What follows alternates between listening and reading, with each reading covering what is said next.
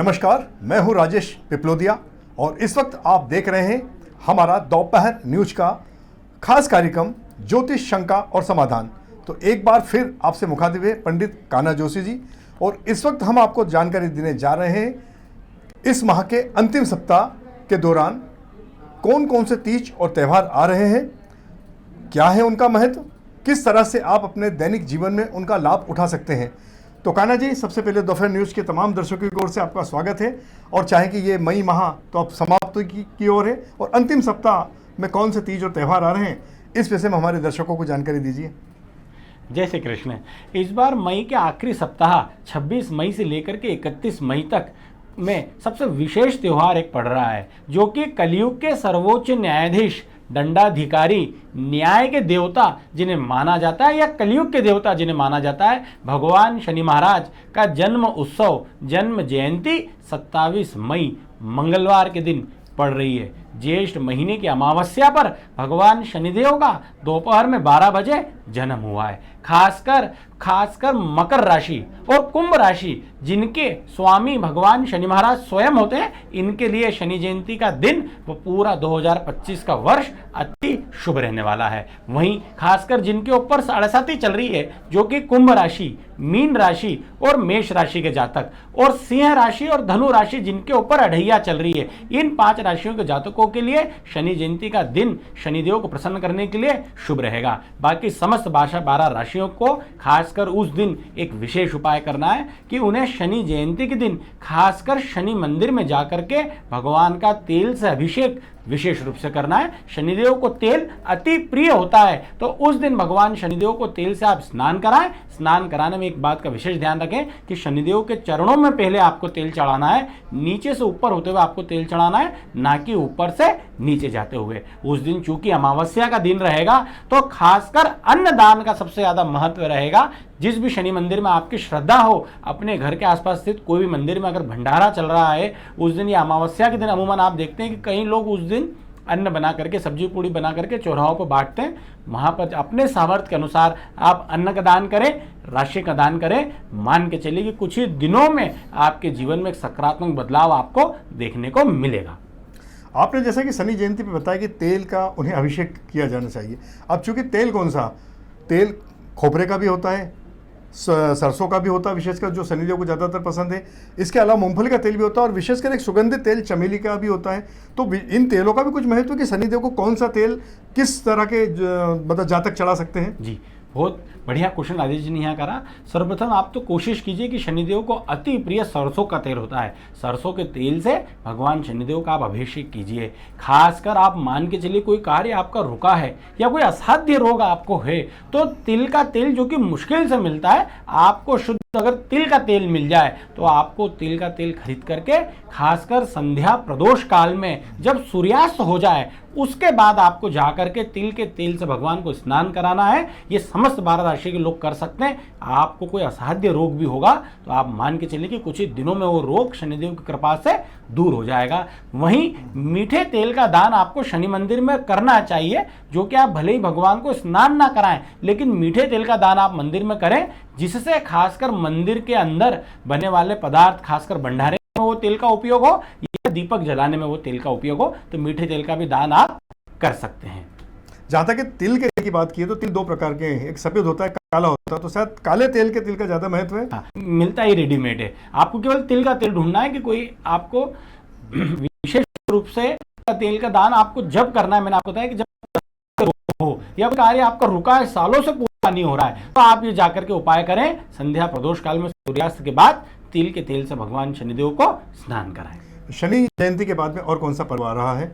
जी, शनि जयंती के बाद आपको शुक्रवार के दिन, जो कि 30 मई के दिन विनायकी चतुर्थी का पर्व रहेगा। विनायकी चतुर्थी जो कि खासकर भगवान गणेश को प्रिय होती है। शुक्ल पक्ष की चतुर्थी को विनायक चतुर्थी कहा जाता है। समस्त 12 राशियों के जातकों के लिए एक विशेष उपाय उस दिन आपको गणेश मंदिर में जाकर के श्री गणेश को सिंदूर, दुर्वा और गुड़ आपको चढ़ानी है। आप उसके साथ श्रीफल भी चढ़ा सकते हैं। श्री गणेश की कृपा से आपके सारे रुके हुए कार्य बनेंगे और बुद्धि की प्राप्ति आपको गणेश जी की कृपा से होगी।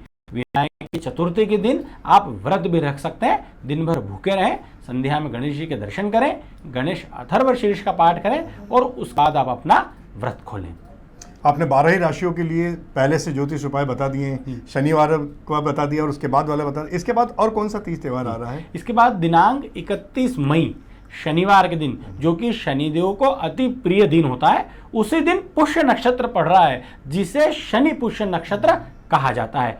शनिदेव खासकर पुष्य नक्षत्र के स्वामी होते हैं। कम ही लोगों को इस चीज का ज्ञात होगा कि पुष्य नक्षत्र शनिदेव को अति प्रिय होता है।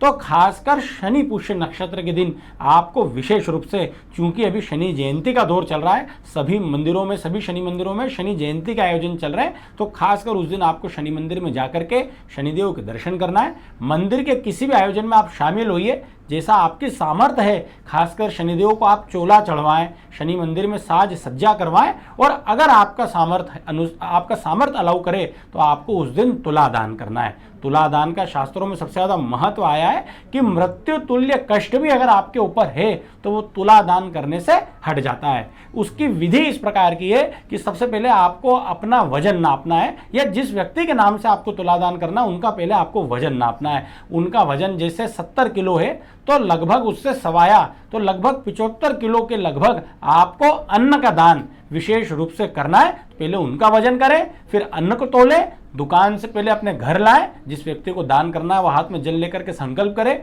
उसके चारों ओर जल घुमाएं, और फिर वो लेकर के आपको शनि मंदिर के अंदर जाना है, और शनि मंदिर के अंदर पुजारी जी को आपको वो तुला दान संकल्प करके करना है। मान के चलिए कि मृत्यु तुल्य कष्ट भी आपके ऊपर हुआ, कोई व्यक्ति वेंटिलेटर पे भी हो, तो ऐसा अनुभव हमने देखा है कि तुलादान करने से प्रभु की कृपा से उसमें पुनः प्राण आ जाते हैं। तो ये आप शनि पुष्य नक्षत्र के दिन करेंगे तो विशेष कृपा आपके ऊपर शनिदेव की होगी। जिसे कोई असाध्य रोग हो या कोई प्रॉब्लम हो, वही व्यक्ति या कोई सादा सिंपल व्यक्ति भी कर सकता है जो उसको आगे लाभ मिल जाए?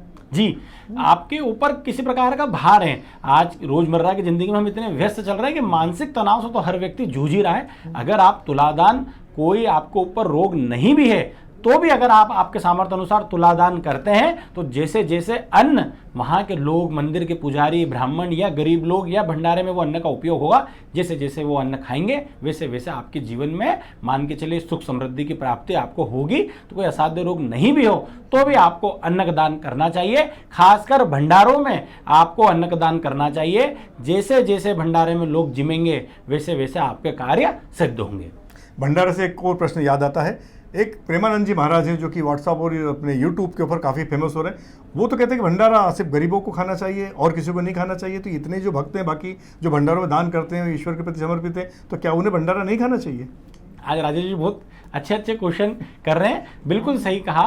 तो ये बिल्कुल गलत है। भंडारे में आप मान के चलिए कि भंडारा एक तरह से कोई रसोई नहीं है, वो प्रभु का प्रसाद है। प्रसाद का अर्थ क्या माना जाता है कि प्रभु के साक्षात दर्शन, जैसे प्र, सा और द, तो ऐसा उसकी व्याख्या की गई कि प्रभु के साक्षात दर्शन अगर किसी में होते हैं तो वो प्रसाद में होते हैं। तो भंडारे में हर व्यक्ति को जाकर के विशेष रूप से भोजन करना चाहिए, क्योंकि आपने एक चीज नोट करी होगी कि भंडारा ही एक ऐसी चीज है जहां पे वीआईपी कल्चर नहीं होता है। एक करोड़पति भी कार से उतर करके जमीन पे बैठ करके भोजन करता है, और उसी लाइन में एक गरीब साइकिल से उतर के भी बैठ करके भोजन करता है। कहीं गुरुद्वारों में तो हमने भंडारों में और लंगर में देखा है कि रोटी तक वो लोग पत्तल में नहीं रखते हैं, बोलते हैं पहले हाथ फैलाइए और फिर वो रोटी हाथ में देते हैं। ये व्यक्ति के घमंड तोड़ने के लिए, अहंकार तोड़ने के लिए चीज होती है। हाँ, इसका एक तरीका ये है कि जैसा आजकल चलन में आ गया है कि भंडारों में पहले हक गरीबों का है, तो उसके लिए आपको एक काम करना है कि जिस भंडारे में आप जिम रहे हैं उस भंडारे में जिमने के बाद, भोजन करने के बाद, प्रसाद लेने के बाद आपको कुछ ना कुछ दान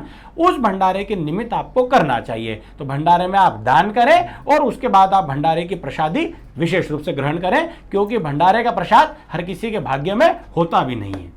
तो ये सप्ताह हमारा काफ़ी महत्वपूर्ण माना गया है, और आपने देखा कि शनि जयंती, इसके अलावा दूसरे पर्वों का महत्व बताया है। हम चाहते हैं और आपसे निवेदन भी करते हैं कि कृपया हमारे इस कार्यक्रम को अधिक से अधिक लोगों तक आप शेयर करें, हमारे चैनल को आप सब्सक्राइब करें, ताकि अन्य लोग भी इससे लाभान्वित हो, और इस प्रोग्राम को आप अधिक तक लोगों तक पहुंचाएंगे, वे भी लाभान्वित होंगे, तो उसका कहीं ना कहीं लाभ आपके अपने जीवन में भी होगा।